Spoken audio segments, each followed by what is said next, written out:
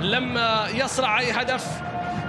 على الجانب الآخر لا، أظهرة النصر ساهمت في 6 أهداف هذا الموسم بالنسبة للتمريرات الحاسمة. شوف بدروزا والعمل في وسط الملعب، شوف يوسف أيضا فواز والتمريرة باتجاه أندري بوكيا، العرضية إلى رينزو بالراس، الهدف الأول بضربة رينزو. لكن ماذا سامي يطلق صافرته، سامي يلغي الهدف، سامي من بدري على طول وقت تسجيل الهدف سامي يطلق صافرته، بينما زدرافكو هل يسعد رينزو لوبيز في بداية هذا اللقاء؟ شوف أول وصول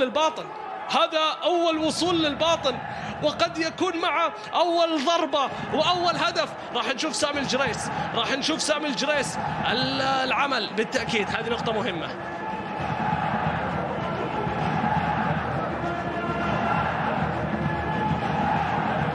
سننتظر